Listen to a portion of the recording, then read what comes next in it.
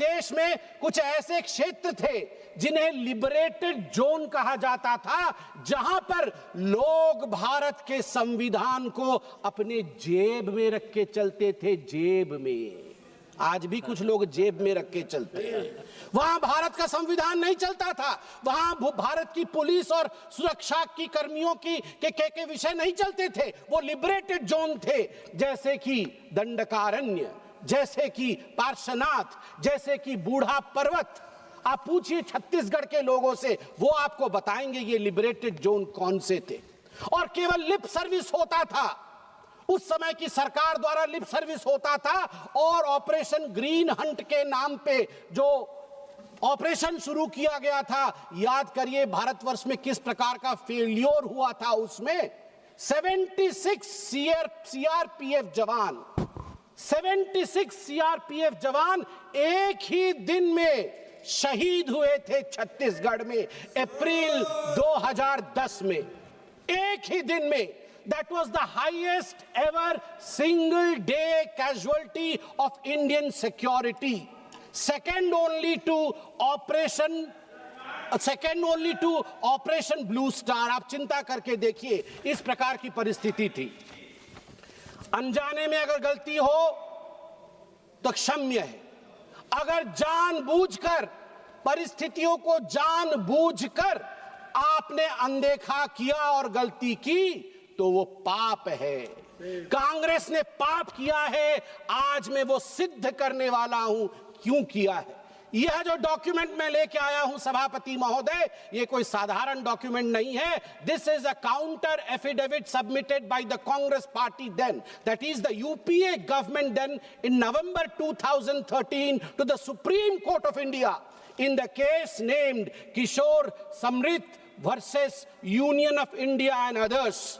इसमें सुशील कुमार शिंदे जी जो तत्कालीन गृह मंत्री थे, उनके तरफ से यह एफिडेविट दिया गया है। मैं पढ़ता हूं कि कांग्रेस को मालूम सब कुछ था मगर किया कुछ नहीं। Para number 4, the second strategy of the CPIM is to mobilize certain targeted sections of the population, especially the urban population, through its mass organizations which are otherwise known as frontal organization. The mass organizations mostly operating under the garb of human rights NGOs are organically linked to CPIM party structure but maintain separate identities in an attempt to avoid legal liability। कुल मिलाकर इन्होंने कहा कि urban नक्सल हैं, मगर आज मैं अगर अर्बन नक्सल कह दूं तो आग लग जाती है।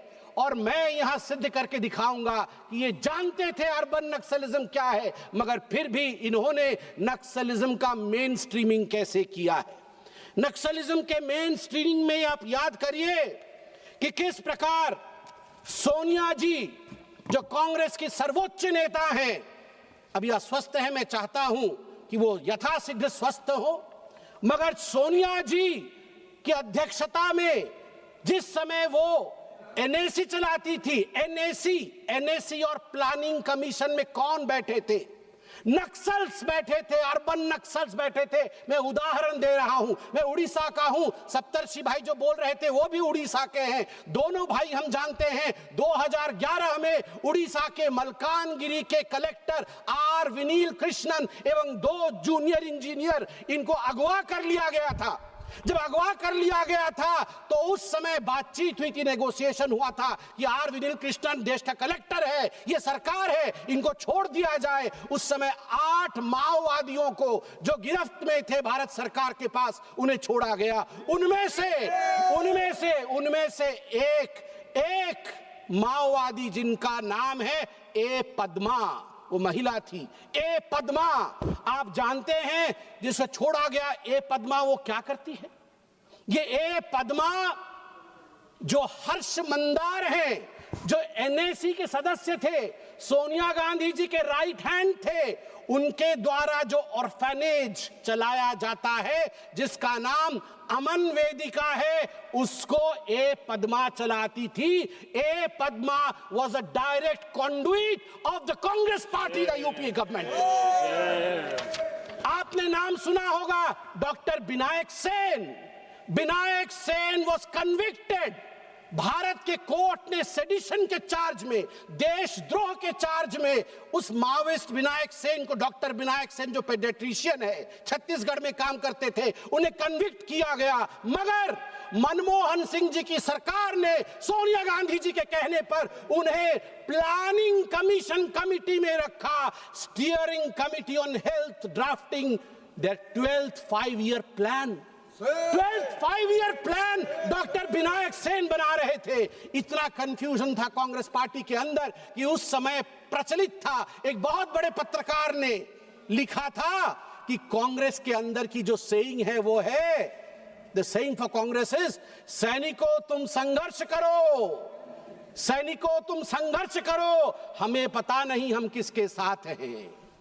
सैनिकों तुम संघर्ष करो, 76 सैनिक तुम शहीद हो जाओ, मगर हमें पता नहीं हम किसके साथ हैं। हम पद्मा के साथ हैं, हम विनायक सेन के साथ हैं, हम तुम्हारे साथ तो कतई नहीं है। ये हालत थी कांग्रेस पार्टी की। आप देखिए उसके बाद इस एफिडेविट में और क्या लिखा गया है। इस एफिडेविट में लिखा गया है, बहुत तकलीफ किया, आप ही ने लिखा है साहब। The third strategy of CPIM party is to form a rainbow coalition of various insurgent groups in India so as to launch a united frontal attack against the existing state machinery.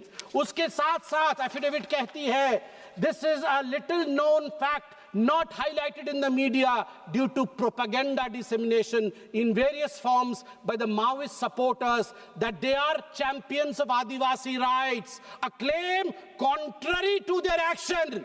ये सारे नक्सलवादी जो अपने आप को कहते हैं कि हम आदिवासी राइट्स के रक्षक हैं, कॉन्ट्ररी टू द क्लेम, ये कोई आदिवासी राइट के रक्षक नहीं है। खुद इन्होंने लिखा है कि नक्सलियों ने पुल उड़ाया, नक्सलियों ने स्कूल उड़ाया, नक्सलियों ने मोबाइल टावर उड़ाया और फिर खुद नक्सलियों को बचाने का काम करते हैं। और सबसे बड़ी बात यहां जो मैं खुलासा करने वाला हूं, आप देखिए पैराग्राफ नंबर 18 में क्या लिखते हैं, ध्यान से सुनिएगा मेरे मित्रों। पैराग्राफ नंबर 18, सुशील कुमार शिंदे लिखते हैं, it is further submitted, my lord, to the Supreme Court, it is further submitted that the Maoists have managed to entrench themselves in certain parts of the country because there is a security vacuum. There is a security vacuum and development vacuum. Security भी vacuum है, development भी vacuum है in such areas. Once having entrenched themselves, the Maoists have also created a political vacuum. आप बताइए, ये हम बता रहे हैं, आपके सुशील कुमार शिंदे जी ने लिखा है, मैं ऑथेंटिकेट कर दूंगा ऐसे साहब। इन्होंने लिखा है डेवलपमेंटल वैक्यूम, इन्होंने लिखा है सिक्योरिटी वैक्यूम, इसीलिए नक्सलिज्म हो रहा है। आज मैं यहां पर आपको सिक्योरिटी वैक्यूम के बारे में बताने वाला हूं, बहुत बड़ा खुलासा करने वाला हूं, जवाब दीजिएगा साहब। सलमा जुदुम के बारे में किसने नहीं सुना है? 2005 में किसने शुरू किया? महेंद्र कर्मा ने शुरू किया, आपके नेता ने शुरू किया, कांग्रेसी भाई थे हमारे, आज नहीं है हमारे बीच, उनकी आत्मा सुन रही होगी। I pay homage to Mahendra Karma today, I am a BJP member, मैं बीजेपी का सदस्य हूं, मगर मैं आज होमेज दे रहा हूं महेंद्र कर्मा को। उसने कहा था पॉलिटिक्स से ऊपर उठना होगा, लड़ना होगा, मर भी जाऊं तो क्या हुआ, सलमा जुदुम के साथ चलना होगा। रमन सिंह जी की सरकार थी, रमन सिंह जी की सरकार ने रिहैबिलिटेशन सेंटर बनाया, 100 गांव से आदिवासियों को लाके कैंप में रखा और मिलके एक ताकत बन के लड़ाई हुई नक्सलियों के साथ। गांव के लोग जीत रहे थे, छत्तीसगढ़ के लोग जीत रहे थे, मगर कांग्रेस की कोटरी ने, कांग्रेस की दरबारियों ने जाके सुप्रीम कोर्ट में पिटीशन डाला। किसने पिटीशन डाला? पिटीशन डाला नंदिनी सुंदर ने, उस नंदिनी सुंदर ने जिसके ऊपर मर्डर का केस था। मगर जब इनकी सरकार बनी भूपेश बघेल जी की, मर्डर का केस हटा लिया गया नंदिनी सुंदर के ऊपर से। उस नंदिनी सुंदर ने पिटीशन डाला और उस पर सुनवाई हुई और 2011 में जस्टिस बी सुदर्शन रेड्डी जी के खंडपीठ ने सलमा जुदुम को समाप्त कर दिया। और यदि सलमा जुदुम समाप्त नहीं होता तो ये डिस्कशन जो आज पार्लियामेंट में हो रहा है, ये 6 साल पहले होता सर, ये 2020 में होता, उस समय हम नक्सल मुक्त हो जाते। और आप जानते हैं with all due respect to the जजेस, ये जस्टिस बी सुदर्शन रेड्डी कौन है? जब पिछली बार वाइस प्रेसिडेंट का चुनाव हुआ था, खोज खोज के पूरे ब्रह्मांड से वाइस प्रेसिडेंट के चुनाव के लिए इन्हें जस्टिस सुदर्शन रेड्डी जी ही मिले थे। जिन्होंने सलमा जुदुम खत्म किया वही मिले थे। और नतीजा क्या हुआ? महेंद्र कर्मा और उनके साथियों का, मुझे दुख के साथ कहना पड़ रहा है, आपने अपने लोगों की हत्या करवाई। कांग्रेस पार्टी ने अपने लोगों की हत्या करवाई। मैं क्यों कह रहा हूं? मैं सलमा जुदुम खत्म हुआ और सलमा जुदुम खत्म होने के बाद महेंद्र कर्मा ने कहा, मुझे पता है मुझे छोड़ा नहीं जाएगा। और दरबा घाटी 25 मई 2013 को दरबा घाटी में हम दिखवा लेंगे। अरे भैया, आप बोलने से आप कांग्रेस क्यों समझ रहे हैं? मैं तो नक्सलियों को मैं तो नक्सली बोला तो आपने अपना क्यों समझ लिया? अरे सभापति महोदय, मैंने कहा आप कांग्रेस, मैंने कहा माओवादियों ने मार दिया, तो ये क्यों सोच रहे माओवादी यही है? मैंने इनको तो माओवादी नहीं कहा। मैंने तो कांग्रेस को माओवादी, मैं तो नहीं कहा कि कांग्रेस, मैं तो नहीं कहा। तो देखिए, जब सलमा जुदुम समाप्त हुआ तो 25 मई 2013 को दरबा घाटी में 27 लोग इंक्लूडिंग कांग्रेस के बड़े बड़े नेताओं को समाप्त कर दिया गया। सभापति महोदय, मुझे और 5 मिनट दीजिए। सभापति महोदय, काइंडली कंक्लूड। सभापति महोदय, मैं और दो महत्वपूर्ण विषय रख के अपने विषय को विराम दूंगा। एक मिनट में खत्म। सभापति महोदय, 2018 अगस्त में, याद करिए, जनवरी 2018 में एल्गार परिषद और भीमा कोरेगांव केस हुआ था महाराष्ट्र में। किस प्रकार की आर्जनी हुई थी और यह प्रायोजित थी, किस प्रकार भारतवर्ष को बांटने की कोशिश की गई थी, किस प्रकार जातियों को भिड़ाने की कोशिश की गई थी, और उसके पीछे माओवादियों का हाथ था। गिरफ्तार कौन कौन होते हैं? रोमा विल्सन गिरफ्तार, वरवरा राव गिरफ्तार, अरुण फेरियार गिरफ्तार, सुधा भारद्वाज गिरफ्तार, गौतम नौलखा गिरफ्तार, वेरोन गोंजाल्विस गिरफ्तार और महेश राउत गिरफ्तार। इन गिरफ्तारियों के बाद राहुल गांधी का ट्वीट आता है। ये ट्वीट है अगस्त 28, 2018 का। क्या ट्वीट करते हैं? There is only one place for one NGO in India and it is called the RSS. Shut down all other NGOs, jail all activists and shoot those that complain. Welcome to New India, Bhima Koregaon. मैं आज राहुल जी नहीं है, ससम्मान में राहुल जी को कहना चाहता हूं, हाँ राहुल जी, ये नया भारत है। आपने सरेंडर किया और हम धुरंधर हैं। आप सरेंडर हैं, हम धुरंधर हैं। समाप्त करिए। और सबसे बड़ी बात मैं यह कहना चाहता हूं, ये सारे लोग, कृपया सभापति महोदय, मुझे 30 सेकंड दीजिए, 30 सेकंड दीजिए। ये कुछ चीजें रिकॉर्ड में आना जरूरी है, मैं आपसे निवेदन करता हूं। सभापति महोदय, मैंने आपको 2 नाम दिए, महेश राउत नाम दिया। महेश राउत महाराष्ट्र से गिरफ्तार हुए थे। पहली बार गिरफ्तार तब हुए थे 2013 में, जब महाराष्ट्र में इन्हीं की सरकार थी। और आज मैं वो चिट्ठी दिखाना चाहता हूं। ये गिरफ्तार होने के बाद इनके लिए जयराम रमेश जी ने चिट्ठी लिखा। साहब ये वाला चिट्ठी, तो ये चिट्ठी बोलना बहुत जरूरी है। ये चिट्ठी बोलना बहुत जरूरी है क्योंकि पूरा काला चिट्ठा खुल जाएगा। बात खत्म करिए। साहब, ऐसा है कि जब महेश राउत गिरफ्तार हुए, पहली बार उनकी गिरफ्तारी 2013 में माओवाद के कारण हुआ था। उस समय कांग्रेस की सरकार महाराष्ट्र में थी, मगर उस समय यूनियन मिनिस्टर जयराम रमेश जी ने एक चिट्ठी लिखा महाराष्ट्र की सरकार को कि मैं कहता हूं यूनियन मिनिस्टर, मैंने अपने सोर्सेस से पता लगा लिया, इस आदमी में गड़बड़ नहीं है, इसे छोड़ दिया जाए। और आपको जान के आश्चर्य होगा कि महेश राउत को सोनिया गांधी जी के कहने पर मनमोहन सिंह जी ने rural development fellow, PMRD fellow रखा। यह विषय है। एक मिनट रुक जाइए। Mister Tagore, now he is giving He is giving only reference a letter of Mr. Jairam Ramesh, the then minister. He is not charging. That is true, but he is not making any allegations against him. Please kindly conclude. Sir, whatever Kindly I am conclude. saying, I can authenticate if you please so, sir. I am referring to a letter by Sri Jairam Ramesh who wanted Mahesh Raut to be released. Number one. Lastly, sir.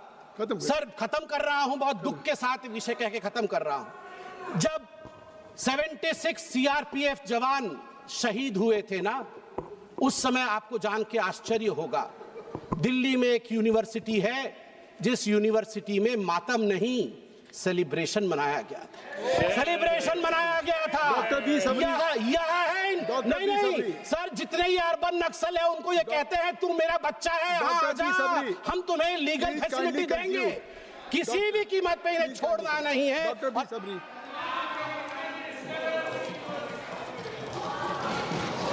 Thank you, Speaker, sir, for giving me this opportunity to speak on a very important discussion.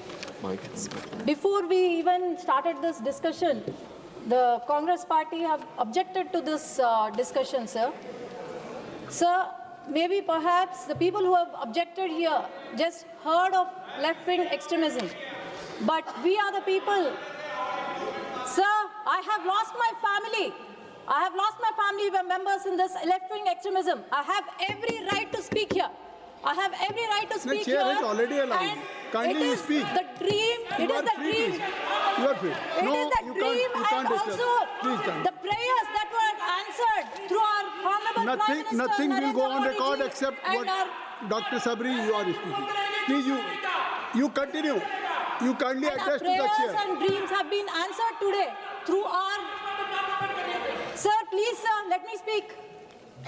Today, our prayers have been answered through our Honorable Prime Minister Narendra Modi ji and our Home Minister Amit Shah ji in the form of Mukt Bharat, Naxal Mukt Bharat.